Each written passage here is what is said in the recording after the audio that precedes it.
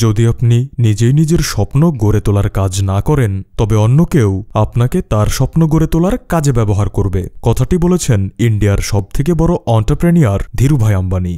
আচ্ছা বলুন তো, লেখাপড়া না জানা, ভাজিপুরি বিক্রি করা এই সাধারণ ছেলেটি পরিশ্রমের মাধ্যমে তার জীবনে খুব বেশি হলে কতদূর যেতে পারবে? সর্বোচ্চ থেকে সর্বোচ্চ হলে ভাজিপুরি বিক্রি ছেড়ে সে বড় হয়ে একটা রেস্টুরেন্ট খুলবে, যেখানে কিছু লোককে নিজের আন্ডারে কাজ করাবে, আর 2 তলা একটি বাড়ি ও একটি প্রাইভেট গাড়ি কিনে বাকি জীবন পার করে দেবে। এর থেকে বেশি এই সাধারণ ছেলেটি আর কি বা করতে পারে? আপনার উত্তর নিশ্চয়ই এটাই। কিন্তু ভাইজান, জানলে অবাক হবেন, এই ছেলেটি ভবিষ্যতে গিয়ে পুরো ভারতের সবথেকে বড় এন্টারপ্রেনিউর হয়েছিলেন, সর্বোচ্চ ধনী ব্যক্তি হয়েছিলেন, 0 থেকে 75,000 কোটি টাকার মালিক হয়েছিলেন। তো কিভাবে একটি ভাজিপুরি বিক্রি করা লেখাপড়া না জানা দারিদ্র ফ্যামিলির সন্তান ছেঁড়া কাথায় শুয়ে লাখ টাকার নয় বরং কোটি টাকার স্বপ্ন পূরণ করেছিলেন, সেটাই আজকের এই ভিডিওতে আমরা জানাবো। So my dear brothers and sisters, let's start. Dhirubhai আম্বানির জন্ম আজ থেকে 92 বছর আগে আজকের এই দিনে, অর্থাৎ 28 ডিসেম্বরে। আর কোইন্সিডেন্ট কি জানেন? আজকের এই 28 ডিসেম্বরেই জন্ম নিয়েছিলেন আরেকজন ভিশনারি, আমাদের সবার প্রিয় Ratan Tata sir. Back to the story. ধীরুভাইয়ের জন্ম একটি সাধারণ গ্রামের সাধারণ ফ্যামিলিতে হয়েছিল। তার পিতা ছিলেন একজন টিচার আর মা ছিলেন হাউসওয়াইফ। 4 ভাই বোনের লেখাপড়ার খরচ এবং সংসারের খরচ চালাতে তার পিতা অনেক হিমশিম খাচ্ছিলেন। পরিবারের এমন করুণ অবস্থা দেখে ধীরুভাই সিদ্ধান্ত নেন তিনি লেখাপড়া ছেড়ে দেবেন এবং কোনো একটি কাজ করে পরিবারের পাশে দাঁড়াবেন। ছেলের এই সিদ্ধান্তে বাবা হীরাচাঁদ অনেক রেগে যান এবং তাকে আবারও স্কুলে পাঠানোর চেষ্টা করেন, কিন্তু ধীরুভাই ছিলেন তার সিদ্ধান্তে অটল। ধীরুভাই কাজ করবেন এটা তিনি একদম ঠিক করে নিয়েছিলেন, কিন্তু কী কাজ করবেন সেটা তিনি বুঝতে পারছিলেন না। তিনি এদিক সেদিক ঘোরাঘুরি করতেন আর কাজের সন্ধান করতেন। তো এমনই একদিন 2-1 গ্রাম দূরে একটি মন্দিরে গিয়ে তিনি পৌঁছান এবং দেখেন সেখানে প্রচুর মানুষের ভিড় লেগে রয়েছে। খোঁজ নিয়ে জানতে পারেন ধর্মীয় কারণে বছরের এই সময়টিতে, অর্থাৎ ফেব্রুয়ারি মাসের দিকে এই মন্দিরে প্রচুর মানুষের ভিড় হয়। এটা শুনে ধীরুভাইয়ের ছোট্ট ব্রেনটিতে একটা বিজনেস আইডিয়া খেলে যায়। তিনি ভাবেন এত মানুষ যখন এখানে রয়েছেন তবে এদের খিদে তো নিশ্চয়ই পাবে, তাই কেননা আমি এখানে একটা তেলে ভাজার দোকান দিয়ে বসি। যেমন কথা তেমন কাজ। তিনি বাবার থেকে কিছু টাকা নেন আর তার জমানো কিছু টাকা দিয়ে একটি ভ্যান কেনেন এবং সেখানে পাকোড়া বিক্রি শুরু করেন। তো স্যার, শুরুর দিকে তার বিজনেস খুব ভালোভাবেই চলছিল, কিন্তু সময়ের সাথে সাথে উৎসবের সময় ফুরিয়ে আসে, মানুষ সেখান থেকে চলে যেতে শুরু করে, আর একটা সময় তার বিক্রি প্রায় শূন্যের কোঠায় নেমে আসে। ধীরুভাই বুঝে যান এখানে বসে বসে শুধু শুধু সময় নষ্ট করে আর কোনো লাভ নেই, তাই তিনি তার ভ্যান বিক্রি করে দেন এবং ফল বিক্রি শুরু করেন। কিন্তু সেখানে তিনি বিশেষ কোনো সুবিধা করতে পারেন না, তাই তার বাবা তাকে একটি চাকরির বন্দোবস্ত করে দেয়। কিন্তু ধীরুভাইয়ের রক্তে ছিল ব্যবসার নেশা। তিনি চাকরিকে কিছুতেই নিজের পেশা হিসেবে মেনে নিতে পারছিলেন না। এভাবে সমস্ত কিছুতেই ব্যর্থ হয়ে আবারও ধীরুভাই নতুন করে কাজের সন্ধানে নেমে পড়েন এবং দেখেন সে সময় অনেকেই ইয়েমানে যাচ্ছে কাজ করার জন্য, আর যে একবার ইয়েমানে যায় সেই ফিরে আসতে আসতে নিজের ফাইন্যান্সিয়াল কন্ডিশনকে পূর্বের তুলনায় অনেক বেটার করে ফেলে। তো এর পেছনের কারণ খুঁজতে গিয়ে ধীরুভাই জানতে পারেন ইন্ডিয়ার থেকে ইয়েমানের কারেন্সি বা মুদ্রার দাম অনেক বেশি, যার জন্য তিনি 1950-তে 17 বছর বয়সে বড় ভাই রমণিক লালের কাছে ইয়েমানে চলে যান। সেখানে পৌঁছানোর পর তার বড় ভাই তাকে বেসিয়ান্ট কো নামের এক পেট্রোল পাম্পে কাজ নিয়ে দেন। সেখানে তিনি 300 টাকা পার মান্থের স্যালারি পেতেন। নিষ্ঠা এবং গুরুত্বের সাথে কাজ করার দরুন কিছুদিনের মাঝেই ধীরুভাই ম্যানেজার পোস্টে প্রমোশন পান। তো ভাইজান, এখানে আমায় একটা প্রশ্নের উত্তর দিন। আজ আমরা বিজনেসম্যানদের সিক্রেট জানতে তাদের অটোবায়োগ্রাফি শুনি, ইউটিউবে ভিডিও দেখি, ব্রডকাস্টও শুনি, কিন্তু ওই সময় এইসব সুবিধা ছাড়াই ধীরুভাই কিভাবে বিজনেস শিখেছিলেন এই রহস্যটা জানতে আমাদের আবারও স্টোরিতে ব্যাক করতে হবে। ধীরুভাই যখন পেট্রোল পাম্পের ম্যানেজার পদে নিয়োগ হন তখন তিনি নিজের জন্য কিছুটা সময় বের করতে সক্ষম হন এবং সেই সময়ে তার বিজনেস নলেজকে বাড়ানোর জন্য তিনি ইংরেজি ভাষা শিখতে শুরু করেন। কারণ ওই সময় ইয়েমানে 2 ধরনের চা পাওয়া যেত। প্রথমটা ছিল টঙের দোকানের চা, যার মূল্য ছিল 10 পয়সা। অন্যটি ছিল দামি হোটেলের চা, যার মূল্য ছিল 1 টাকা। 300 টাকা মাসিক বেতন হওয়া সত্ত্বেও ধীরুভাই প্রতিদিন হোটেলে গিয়ে 1 টাকা মূল্যের চা খেতেন। অনেকেই বলবেন তাহলে এত বড় বিজনেসম্যান হয়েও তিনিও কি এক সময় লোক দেখানোর জন্যই শো অফ করতেন? না, এর পেছনে ছিল ধীরুভাইয়ের একটি মাস্টার প্ল্যান। তিনি হোটেলে চা খেতে যেতেন কারণ সেখানে চা খেতে যেত বড় বড় বিজনেসম্যানরা, আর ধীরুভাই সেখানে চা খাওয়ার নামে সময় নিয়ে ওই বিজনেসম্যানদের কথাগুলো শুনতেন, তাদের স্ট্র্যাটেজি জানতেন, তারা কি বিজনেস করে বোঝার চেষ্টা করতেন, কি কারণে তারা এত ধনী তা খুঁজে বের করার চেষ্টা করতেন। কারণ এত বড় বড় বিজনেসম্যানরা কখনোই সাধারণ এক গ্যারেজের কর্মচারীর সাথে কথা বলতে আসতো না, তাই তাদের কাছাকাছি থাকার জন্য ধীরুভাই এই উপায়টি বের করেছিলেন। আর যেহেতু বিজনেসম্যানরা ইংরেজি ভাষায় কথা বলতো, তাই ধীরুভাই তার ফ্রি সময়ে ইংরেজি ভাষা শিখতেন। তো এমনই একদিন তিনি সেখানে চা খাচ্ছিলেন। এমন সময় তার পাশের টেবিলের কয়েকজন বিজনেসম্যান হাসি ঠাট্টার মাধ্যমে বলছিল, তোমরা কি জানো আমাদের ইয়েমানে যে চাঁদের রিয়াল ব্যবহৃত হয় তাতে থাকা চাঁদের মূল্য রিয়ালের থেকেও বেশি। মানে যদি কেউ 100 টাকার কয়েন গলায় তবে সেখান থেকে 150 টাকার চাঁদি পাবে। তাই যদি কেউ এই বিজনেস শুরু করে তবে তার চারপাশে থাকবে শুধু টাকা আর টাকা। তো স্যার, আপনাদেরও নিশ্চয়ই মনে আছে কিছুদিন আগে আমাদের দেশ থেকেও 1 টাকার হলুদ কয়েন তুলে নেওয়া হয়েছিল, কারণ সেখানে থাকা পিতলের মূল্য 1 টাকার থেকেও বেশি মূল্যের ছিল। Again back to the story. ওই বিজনেসম্যানরা এই কথাগুলো হাসি তামসা করার উদ্দেশ্যেই বলছিল, কিন্তু ধীরুভাই পাশের টেবিলে বসে কান খাড়া করে এই কথাগুলো খুব গুরুত্বের সাথে নিয়েছিলেন। তিনি মেশিন কেনেন এবং 1000 থেকে শুরু করে একটা সময় লাখ লাখ কয়েন গলাতে শুরু করেন, এবং পুরো পৃথিবীতে ওই সময় ইংল্যান্ডে চাঁদির মূল্য সব থেকে বেশি হওয়ায় তিনি সেখানেই তা ইম্পোর্ট করতে শুরু করেন। লাগাতার 3 মাস বেহিসাব কয়েন গলানোর পর সেখানকার গভর্নমেন্টের টনক নড়ে। তারা বুঝতে পারছিলেন না এত কয়েন মার্কেটে ছাড়ার পরেও তা ভ্যানিশ হয়ে যাচ্ছে কিভাবে। গভর্নমেন্ট দ্রুত ইনভেস্টিগেশন শুরু করে এবং ধীরুভাই আম্বানির নাম বেরিয়ে আসে। এরপর পুলিশ যখন ধীরুভাই আম্বানিকে অ্যারেস্ট করতে যায় তার আগেই ধীরুভাই সমস্ত টাকা নিয়ে তল্পিতপলা গুটিয়ে ইন্ডিয়া এসে পাড়ি জমান। চাকরি ছেড়ে ইন্ডিয়া ফেরত আসায় তার বাবা তার উপরে অনেক রেগে যান। এমনকি আত্মীয় স্বজনরাও এটা নিয়ে অনেক হাসি তামসা করতে শুরু করে। সফট ড্রিঙ্কসের বোতল থেকে ক্যাপ সরালে প্রচুর বুদবুদের সৃষ্টি হয় এবং তা উপচে পড়ে যায়, কিন্তু পানির বোতল থেকে ক্যাপ সরালে পানি যেমন ছিল তেমনই শান্ত থাকে। ধীরুভাইও নিজেকে পানির মতোই শান্ত করে ফেলেন, কারো কথায় কোনো রিয়্যাক্ট করেন না। ইয়েমান থেকে ফিরে কিছুদিন গ্রামে সময় কাটানোর পর তিনি কোকিলা বেনের সাথে বিবাহ সম্পন্ন করেন এবং নিজের বিজনেস সফল করার জন্য মুম্বাই চলে যান। 1958-এ অর্থাৎ 26 বছর বয়সে তিনি 50,000 টাকা দিয়ে পৃথিবীর সবথেকে বড় 500টি কোম্পানির একটি রিলায়েন্সের যাত্রা শুরু করেন মশলা ব্যবসার মাধ্যমে। বুদ্ধিমান ধীরুভাই অল্পদিনেই বুঝে যান মশলা ব্যবসার তুলনায় সুতোর ব্যবসায় লাভ অনেক বেশি, কিন্তু সমস্যা হলো নতুন আরেকটি ব্যবসা শুরু করার জন্য তার কাছে পর্যাপ্ত টাকা ছিল না, যার জন্য তিনি তার কাজিন চম্পকলাল দামানের সাথে মিলে সুতোর ব্যবসা শুরু করেন। ব্যবসা বেশ ভালোভাবেই চলছিল, তাই খুব দ্রুতই তারা পুরনো ব্যবসায়ীদের কুনজরে চলে আসেন। পুরনো ব্যবসায়ীরা প্ল্যান করে একজন IAS অফিসারকে টাকা খাওয়ান।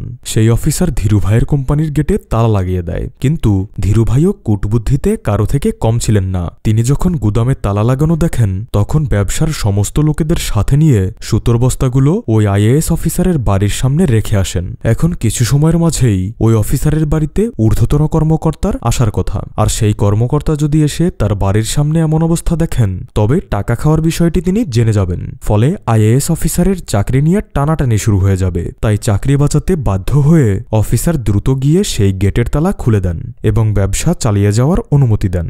এভাবে একের পর এক ঝুঁকি পার করে তারা তাদের বিজনেসকে সঠিকভাবে রান করছিলেন। এমন সময় সুযোগ সন্ধানী ধীরুভাই পলিস্টার কাপড়ের ব্যবসার মাঝে ব্যাপক লাভ দেখতে পান, কিন্তু সমস্যা হয়ে দাঁড়ায় তার কাজিন চম্পকলাল দামানি। তিনি বলেন, ব্যবসা তো ঠিকভাবেই চলছে, তাহলে নতুন করে আবার রিস্ক নেওয়ার কি দরকার। আসলে তাদের দুজনের মেন্টালিটি ছিল সম্পূর্ণ অপোজিট। ধীরুভাই ছিলেন রিস্ক টেকার, তিনি রিস্ক নিতে ভালোবাসতেন। অন্যদিকে চম্পকলাল ছিলেন ভীতু প্রকৃতির, তিনি রিস্ক থেকে সবসময় 100 হাত দূরে থাকতেন, যে কারণে 1965-এ তাদের পার্টনারশিপ ভেঙে যায়। ধীরুভাই রিস্ক নিয়ে পলিস্টারের ব্যবসায় নেমে পড়েন। যদি ধীরুভাই ও চম্পকলালের মতো এই রিস্কটা না নিতেন তবে হয়তো তার ছেলে মুকেশ আম্বানি আজকে ভারতের সর্বোচ্চ ধনী ব্যক্তি না হয়ে মুম্বাইয়ের একজন সাধারণ মশলার দোকানি কিংবা সুতো বিক্রেতা হয়ে থাকতেন। 1986-এ 54 বছর বয়সে গুজরাটের নারদাতে ধীরুভাই পলিস্টারের বিজনেস শুরু করেন। এরপর থেকে তাকে আর কখনোই পেছনে ফিরে তাকাতে হয়নি। তিনি কোম্পানির ব্র্যান্ড নেম রাখেন ভিমাল, যা তার বড় ভাই রমণিক লাল আম্বানির ছেলে ভিমল আম্বানির নাম। তিনি মেশিন সেট করেন, প্রচুর কাপড় উৎপাদন শুরু করেন, কিন্তু এই ফিল্ডেও তার সামনে বাধা হয়ে দাঁড়ায় বাকি ব্যবসায়ীরা। তারা ধীরুভাইয়ের বিরুদ্ধে ষড়যন্ত্র করেন এবং তাদের সকল রিটেইলারদের বলেন, যদি তোমরা ধীরুভাইয়ের থেকে মাল কেনো তবে আমরা আর তোমাদের মাল দেব না। রিটেইলাররা ভয় পেয়ে যায়। এই সমস্যাও ধীরুভাই সুদক্ষ হাতেই সমাধান করেছিলেন। তিনি পুরো দেশ ঘোরেন এবং রিটেইলারদের বলেন, আপনারা আমার থেকে মাল নিন, আমি আপনাদের কথা দিচ্ছি, লাভ হলে লাভের অংশ আপনারা রেখে দেবেন, আর লস হলে মাল আমায় ফেরত দিয়ে টাকা নিয়ে আসবেন।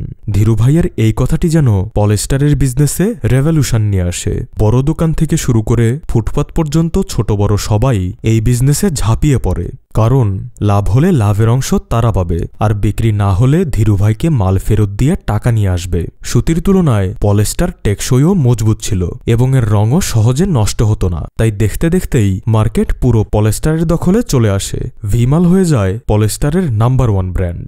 এরপর এমন সময়ও চলে আসে যে একদিনে ভিমালের 100+ শোরুম উদ্বোধন হয়। তো সেই সময় ধীরুভাই একটি টেকনিক ফলো করতেন। তিনি কোনো টাকা খরচ ছাড়াই নিজেকে সবার সামনে প্রিমিয়াম দেখাতেন এবং ডিল ডান করতেন। অশোকা হোটেল, যা সেই সময় ভারতের সবথেকে বড় লাক্সারিয়াস 5 স্টার হোটেল ছিল। তো ধীরুভাই সেই হোটেলের জেনারেল ম্যানেজার আর রিজার্ভেশন ম্যানেজারকে হাত করেন, তাদের সাথে বন্ধুত্বের সম্পর্ক গড়ে তোলেন। মাঝে মাঝে তাদেরকে গিফট দিতেন, মাঝে মাঝে প্রশংসা করতেন, মাঝে মাঝে দাওয়াত করে নিয়ে খাওয়াতেন।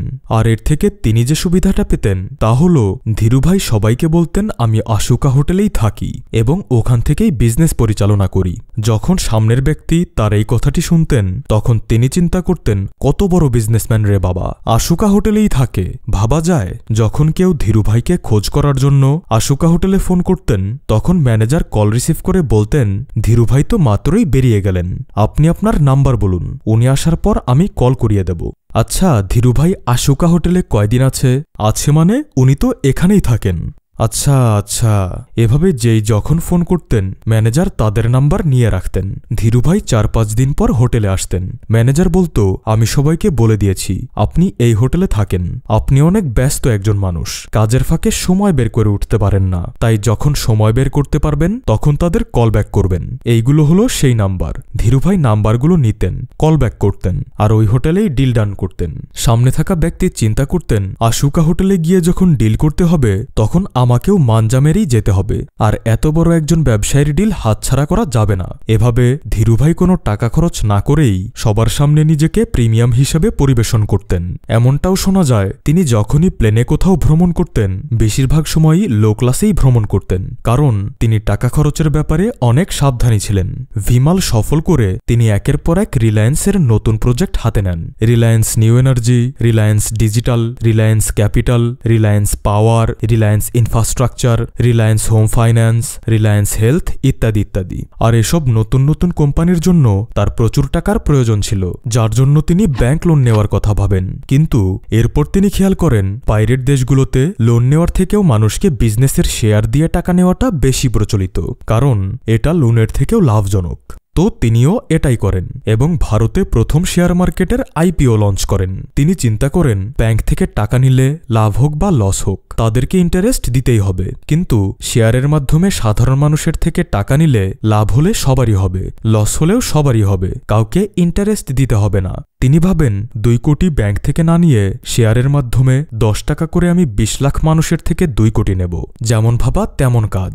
1974-এ তিনি প্রথম ভারতে শেয়ার মার্কেটের প্রচলন আনেন। 10 টাকা করে 28 লাখ শেয়ার বিক্রি করেন। কোম্পানির নাম ছিল রিলায়েন্স, যার অর্থ বিশ্বাস। তিনি মানুষের বিশ্বাস অর্জন করতে সক্ষম হয়েছিলেন। মানুষ হুমড়ি খেয়ে তার শেয়ার কিনতে শুরু করে। 60,000 মানুষ সরাসরি হ্যান্ড টু হ্যান্ডই শেয়ার কিনেছিলেন।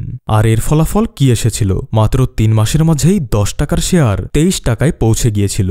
এরপর 1986-এ যখন রিলায়েন্স শেয়ার হোল্ডারদের মিটিং ডাকে তখন এত মানুষ সেখানে গিয়ে যোগদান করে যে কোনো হলের পক্ষেই এত মানুষকে সামলানো সম্ভব ছিল না। বাধ্য হয়েই স্টেডিয়ামে মিটিংয়ের ব্যবস্থা করা হয়। 30,000 মানুষ সেখানে উপস্থিত হয়, যা আজও ইন্ডিয়ার হিস্ট্রিতে রেকর্ড হয়ে আছে। ধীরুভাই স্টেজে আসেন এবং বলেন, রিলায়েন্স আপনাদের কোম্পানি। তিনি কখনোই বলতেন না রিলায়েন্স আমার কোম্পানি। তার বলার ধরনই ছিল অন্যরকম। সাধারণ মানুষ তার কথা শুনে গর্ববোধ করতেন, ভাবতেন আমরাও রিলায়েন্সের অংশীদার এবং আম্বানি পরিবারের সদস্য। এরপর ধীরুভাই তেলের ব্যবসায় পদার্পণ করেন। একসময় যে ছেলেটি পেট্রোল পাম্পে কাজ করত সেই ছেলেই হয়ে যায় ইন্ডিয়ার সবথেকে বড় অয়েল টাইকুন। তার সফলতার মোড়ে জীবনে প্রথম ধাক্কা আসে 16 ফেব্রুয়ারি 1986-এ। যখন তিনি প্রথম হার্ট অ্যাটাক করেন।